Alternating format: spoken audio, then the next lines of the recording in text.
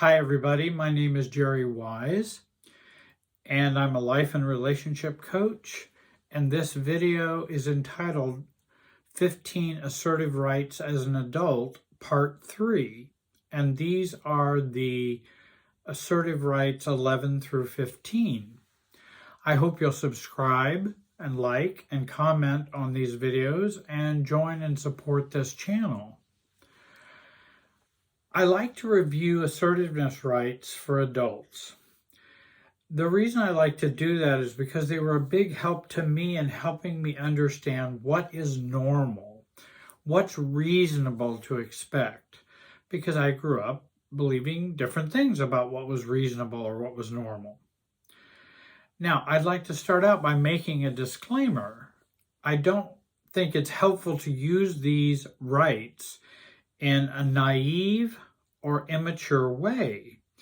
If we have relationships that are severely or malignantly narcissistic, if we have cluster B personality folks we're dealing with, or if there's real danger present in the relationship, then I would strongly suggest you get professional help to apply these rules.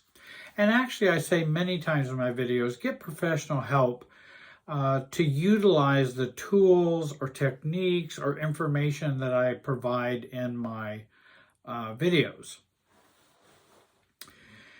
These rules of assertiveness are for most relationships, and particularly for our good old neurotic relationships, in which people are immature, have issues they haven't resolved, family members who are immature, dependent or counter-dependent folks around us.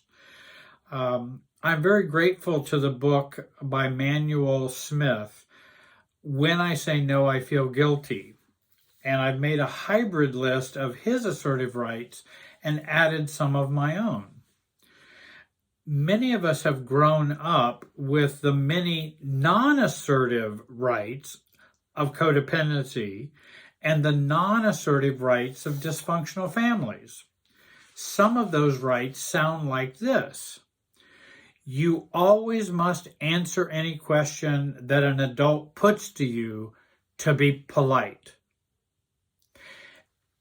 Everyone has the right to know your reasons and excuses for what you want and your decisions and your preferences. And everyone has the right to ask you about these. And you have a right to respond and tell them. Or that is your duty to respond to those questions. Another rule or right, if your preference goes against the group, you should always yield to the group to reduce your anxiety and become acceptable. If your preferences, wants, needs, assertiveness, or boundaries make anyone feel uncomfortable, then those must be wrong. You must be wrong. If you love someone, you will always worry about them. And if they are going through a tough time, then you should worry about them even more. You must always help someone who asks you for help. It is never Christian or spiritual or godly to refuse to help someone. If saying no upsets someone, then you are probably in the wrong for not agreeing or for upsetting others. If saying no and others want you to do something or be some particular way, then you should feel guilt for your feelings not aligning with their expectations.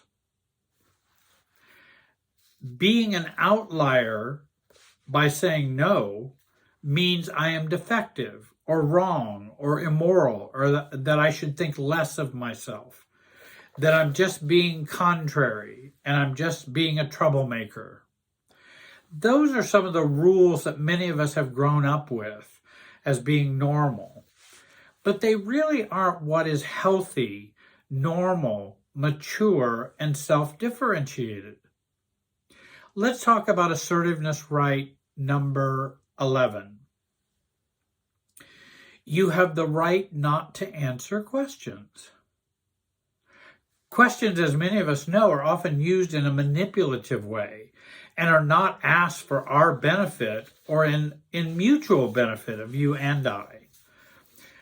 Certainly, if someone cares about us and there is concern for me and we have a warm relationship, then of course we can answer questions. We do that all the time. But, if I don't know the reason for the question or wonder about the motive, then I may be hesitant to answer that question. I give others the courtesy of telling them why I am asking a question. Even in my own practice, I'm always willing to answer why I'm asking a particular question. For example, hey mom, are you going to sell your car?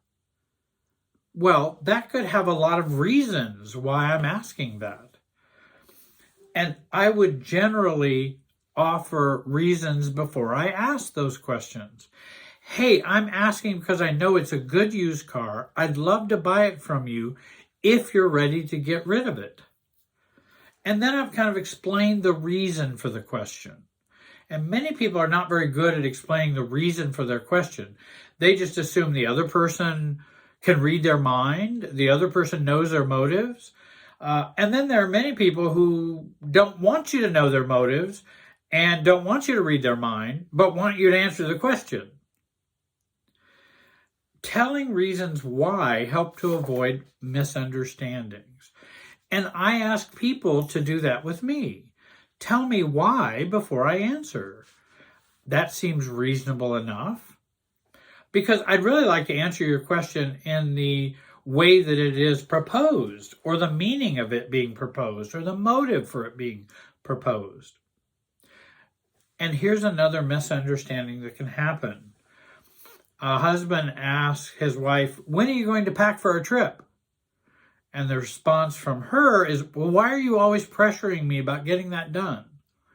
No, I'm sorry. I was asking because I wanted to get our luggage out of storage and clean them up for our trip.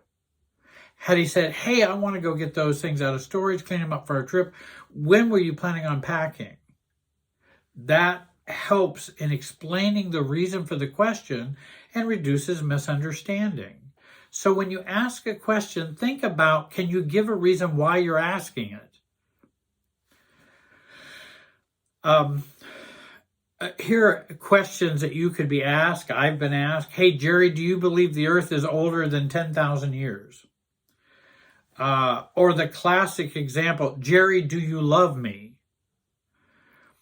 Often, if we answer those questions, it does not resolve the underlying issue that the questioner is not revealing.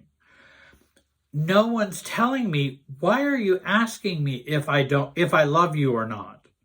Jerry, do you love me? Well, why does that come up for you? I wasn't sitting over here thinking, well, I don't love them.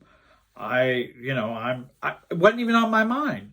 So if they ask me, Jerry, do you love me? Before I answer that, I'd like to know, why am I answering it? What does it come out of? I need to know more about you. I need to know more about how you're feeling or what's the reason. Because just answering it may be answered wrongly.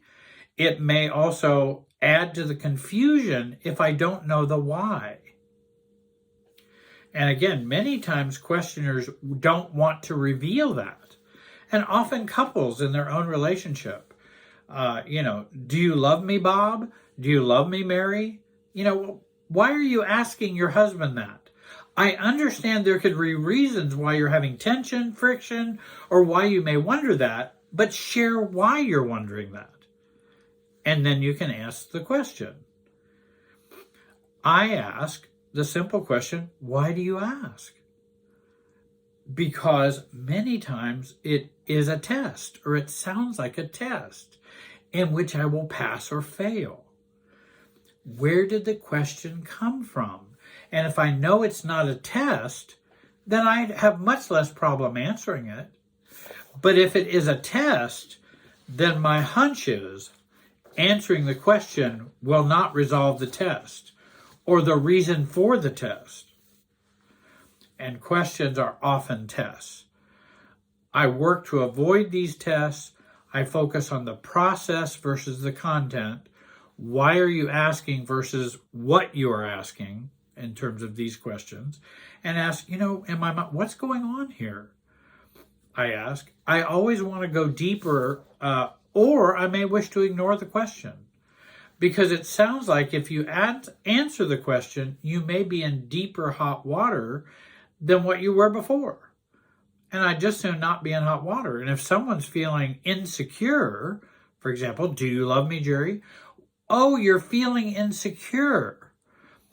I see. If I knew that, I would say, I'm the same Jerry I've been for the last 20 years and feel the same way. And that would be a better answer than yes, I love you or no, I don't love you. Because obviously if I say yes, I love you, that may not resolve the underlying conflict or issue with them. The next assertiveness right is number 12. You have the right to have your own negotiable and non-negotiable preferences. I have a right to, in my own preference to have people take photos of me or not. Or to have a preference, I like to go to Mexican restaurants.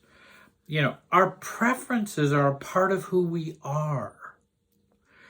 For negotiable preferences, I don't have the right to prevail, but I do have the right to prefer. So maybe I like going to a Mexican restaurant and you like going to get sushi. Well, just because I like a Mexican restaurant and you like sushi doesn't mean I should prevail. And it's okay. I'll go eat sushi, get a salad, or do something if I'm not big on sushi. So I don't have to prevail in that. For non-negotiable preferences, I have a right to prevail and not just prefer.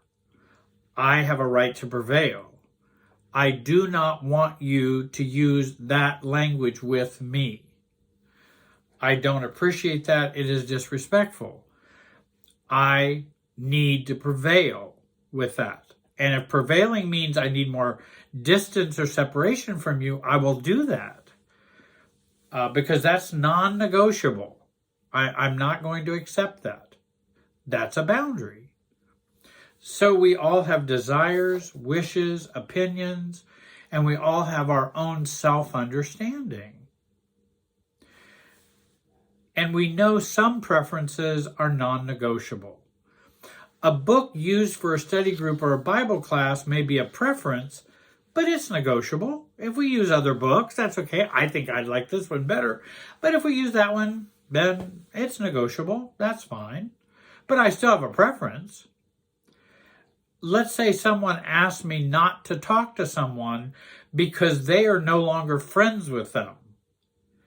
Now that's not negotiable. I decide who I will talk to. You can describe for me the problems that you've had with that person, but that's, that I decide what I want to do in terms of my relationship with them. Because my relationship with them is not exactly the same relationship you have with them. And that may be non-negotiable. Family group photos each year wearing the same outfits purchased by the parents. Negotiable or not? That's up to you. If you want to negotiate it and not do it, if you want to not do it, you don't have to. Or you can say, I'll be in the picture, but I don't want to wear the outfit. Or I'll wear the outfit and be in the picture. I can negotiate that. That's okay. I don't mind. But if I do mind, then I can make that non-negotiable. I really don't want to do that. I know we've always done that, but just because we've always done that doesn't mean I want to always keep doing that. And in our family, we have many different people, and they are not all the same. So I don't want to be treated all the same. It may be cute, it may be clever, And you know, people who have those photos taken, and this is not every family, but I would guess that in many of the families where everybody's wearing the same sweater, parents buy sweaters and outfits for everybody in the family, a wealthy family, I guess, so that we all look the same for this year's picture.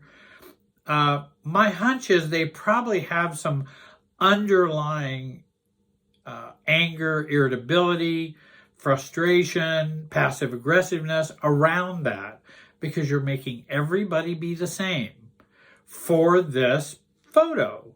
Well, is that photo worth the subterfuge and the irritation and it's one thing to say, would you all like to do it? And those who would, we can do this, and those who don't, you can wear what you want. And we still have a family photo. It doesn't matter if we wear the whole, 50 years from now, it's not going to matter that we all wore the same sweater. You have a right to your own preferences. Assertiveness right 13. You have the right not to worry about others while still caring for them or caring about them. Often in families and in other groups, there's an underlying pressure to worry, to demonstrate caring, concern, love, and support for other people. Concern or caring for those who are sick, hurting, troubled, weak, etc. And if we don't worry, then we are viewed as being cold-hearted and uncaring. Actually, within a family systems perspective, worry is more equated to an enmeshment state or fusion state with others. Why would worry be an enmeshment state? Because you're obsessing about them or their problems. And it doesn't mean it doesn't matter to you. It doesn't mean you don't care. But worry so often is seen as a show of love and caring. But the problem is, obsessing does not help anyone. It isn't, but again, it is an internal and outward sign that you care about someone if you obsess about them. Obsession is not caring any more than in an addicted relationship, because I think about you all the time, can't get you off my mind. Somehow that's how much I care about you. No, it's how much you obsess about somebody. It's not how much you care about them. And I'm not as convinced that obsession is, love, caring. Actually, I have found worry to be more a sign that I am more worried about me than about them. Same with feeling other people's feelings. Oh, I was feeling their grief or sadness. No, you weren't feeling their grief and sadness. You were feeling your grief and sadness. And you can own that. And you can say, I understand how much that must be painful, because I then get in touch with my own grief and sadness. That's okay. That makes sense. But don't say, I'm feeling your grief and sadness. We don't feel other people's feelings. Now, we can go into the whole empath thing, and that's for another video. But we don't feel other people's feelings. We still feel our own. Worry does not fix anything or make things better or get people off drugs or alcohol or help people get healthier. It only interferes with my peace of mind and demonstrates how I'm controlled by my anxiety and has little to do with others or others' conditions. In fact, worry will cause us to overfunction, enable others, and often over-empathize or over-sympathize, and drain us of energy that could actually be helpful in the situation, and clear-headedness and thoughtfulness. Assertiveness right 14. You have the right to refuse to help, even if you can.